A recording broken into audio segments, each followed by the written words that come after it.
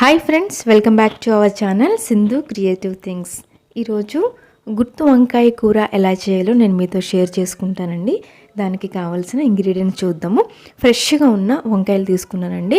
కొత్తిమీర, కరివేపాకు, 2 medium size onions, 2 medium size టమాటాలు, గ్రీన్ చిల్లీస్ తీసుకున్నాను. నెక్స్ట్ వచ్చేసి కారం 1 టేబుల్ స్పూన్ తీసుకున్నాను, 1/2 టీ స్పూన్ పసుపు, సాల్ట్, నెక్స్ట్ కుకింగ్ ఆయిల్.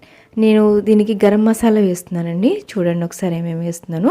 జీలకర్ర, మిరియాలు, ధనియాలు, సాజీరా, 3 రెడ్ చిల్లీస్, 10 క్యాష్యూ నట్స్, అల్లం, వెల్లుల్లి, గసగసాలు, 2 పట్ట, లవంగా, ఇలాచి, మిరియాలు, ఇవన్నీ 1/2 టీ స్పూన్ అన్నీ కలిపి ఒక పేస్ట్ ఫామ్లో తీసుకుంటున్నానండి. ఇవన్నీ చూసారా, ఇవి మాత్రమే నేను దీనికి గుత్తి వంకాయ కూరకి పేస్ట్లా తీసుకున్నాను. చూసారా, పేస్ట్ అట్లా వచ్చిందండి. ఆ పేస్ట్లో మనం ఇప్పుడు ప్రాసెస్ ఏమేమి ఇంగ్రీడియంట్స్ వేస్తున్నాను ఒకసారి చూడండి. దాంట్లోనే మనం సాల్ట్ యాడ్ చేసుకున్నాను, నెక్స్ట్ పసుపు యాడ్ చేశానండి, నెక్స్ట్ వచ్చేసి చిల్లీ పౌడర్.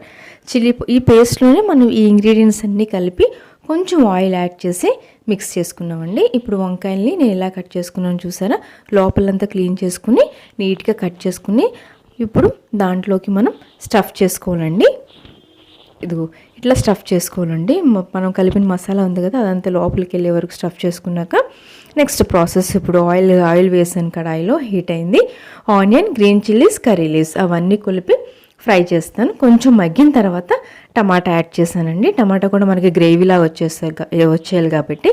ఇంకా నెక్స్ట్ మనకి రిమైనింగ్ పేస్ట్ ఉంటుంది కదండి, ఆ పేస్ట్ని టమాటా అంతా బాగా గుజ్జుగా అయిన తర్వాత ఈ పేస్ట్ని మనం ఆయిల్లో యాడ్ చేసుకుని ఫ్రై చేసుకుంటున్నానండి. గుత్తి వంకాయ కూరకి కొంచెం ఆయిల్ ఎక్కువే పడుతుంది. చూసారా, మొత్తం మన గరం మసాలా పేస్ట్ అంతా కూడా బాగా బాయిల్ అయింది. నెక్స్ట్ కొంచెం 1 రెమ్మ చింతపండు గుజ్జుని ఆ మసాలా ఫ్రై అయిన తర్వాత కొంచెం వేసానండి. ఎందుకంటే దాంట్లో కొంచెం మసాలా పులుపు అవనేది డిఫరెంట్ టేస్ట్ వస్తుంది మనకి.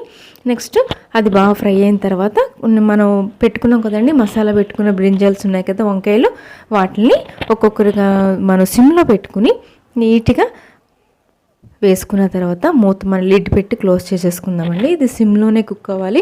స్లోగా ఒక్కొక్క వంకాయని తిప్పాలి. మనం మామూలుగా గరిటె పెట్టి తిప్పకూడదండి.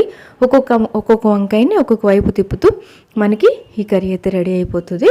చూసానా, ఇప్పుడు మనకి బాగా రెడీ అయిందండి. నెక్స్ట్ వాటర్ వేసుకోండి. కొంచెం వాటర్ వేసుకుని ఒక్కసారి వంకాయలన్నీ ఇట్లా తిప్పి మళ్ళీ లిడ్తో క్లోజ్ చేసేసేయండి. బాగా ఎక్కువగా మనం మిక్స్ చేయొద్దండి, లైట్గా కొంచెం మిక్స్ చేసిన తర్వాత లిడ్ పెట్టి క్లోజ్ చేసిన ఒక 10 మినిట్స్కి ఈ సిమ్లో ఉడికితేనే బాగుంటుందండి. వంకాయ లోపల వరకు కుక్ అవుతుంది.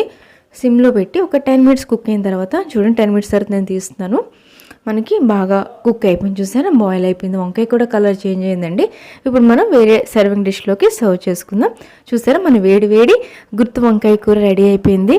ఈ కర్రీ ఎవరైనా ట్రై చేస్తే మాత్రం చాలా బాగుంటుందండి. తప్పకుండా మీకు టేస్ట్ నచ్చుతుంది.